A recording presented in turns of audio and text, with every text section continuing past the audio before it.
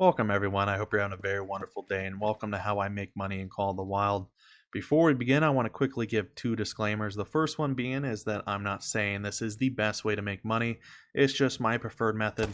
Obviously, I know you have other methods such as saltwater crocodiles and hunting the red deer with greater benefits of finding a great one when you're hunting red deer, but this is just my way of doing things. The second disclaimer is I suck at explaining, so this might come off a little jumbled or confusing in a way, but I'm going to do my best to explain it to you guys. Now with that out of the way, we're going to begin today's episode. Alrighty, so we're going to be starting off with what you need to begin your money making process. If you're already an experienced player, you probably won't need this because you already have a bunch of the DLC. And so I recommend you guys just go into the second part of the video where I explain why I prefer this method and how much money you can make, and it'll just break down all the money aspects of things.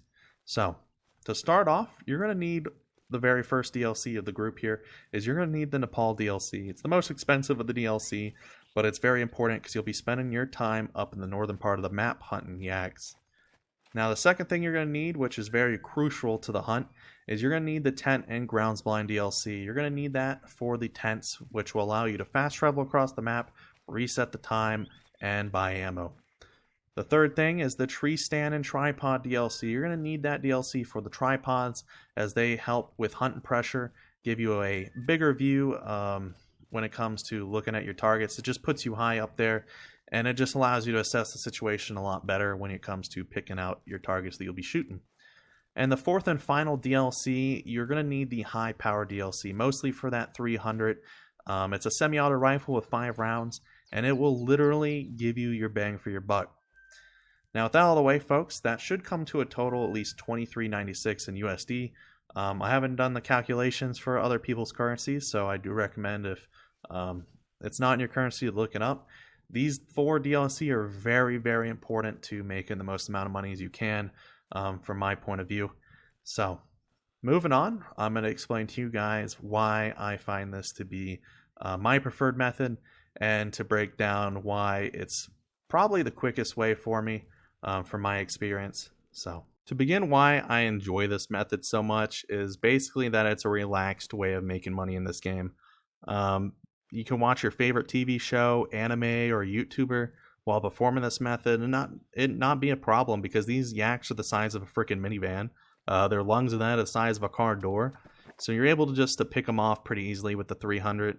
And typically what you want to strive for when you're doing this is between at least the minimum of 3 yaks upwards to maybe 8 to 9 if you're lucky and focused enough to actually drop them in that upward number. Typically what I make when I'm shooting these yaks is mostly between 4 to 6. You should be pulling around at bare minimum at least 5k to upwards of 9k per a lake that you're jumping between. If you can't and you have smaller zones, try to make drop at least 2 or 3. You should be making a little over 3k per those smaller sections. However, if you can push other yak zones to create gigahertz, I recommend that. To be quite honest with you, after my experience with the Yakathon where I hunted 50 level 9 yaks, I killed over 600 something of them, 650 I believe. The level 9s will just come naturally, so you don't really need to worry about it. If you're really trying for it and killing only level 8s and 7s, you'll probably maybe have 2 to 3 level 9s spawn in within an hour and a half to 2 hours of your time. But that's just my general experience with it. I will say a negative side to it is if you damage a herd too badly, even though these guys have a ridiculous respawn rate from my experience, it'll take an in-game day for that herd to come back. So once you get your yak setup done, I recommend going to the lower section of the map, the bottom left, where the nilgai are, because they share the same time zone with the yaks, which, I'm not going to go a full income overview of the nilgai, but typically when you kill one, any of the males, you should make between $1,000 to $1,300 off them.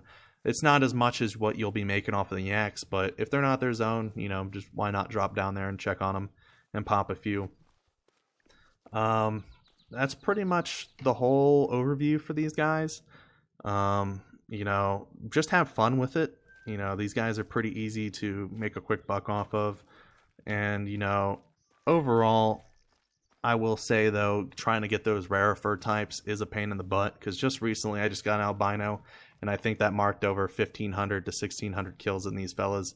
So you have that to look forward to. I think the drop chance on those things are literally the most abysmal thing I've ever seen for fur types.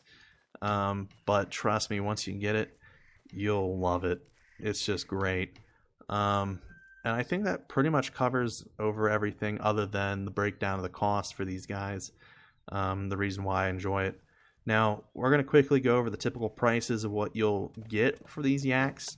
To start off, for the level 6s, you'll be making about $1,000 to $1,400. And for the level 7s, for the bare minimum, from what I've seen, is $1,100 to $1,500. And then for level 8s, you'll be making $1,200 to around $1,500.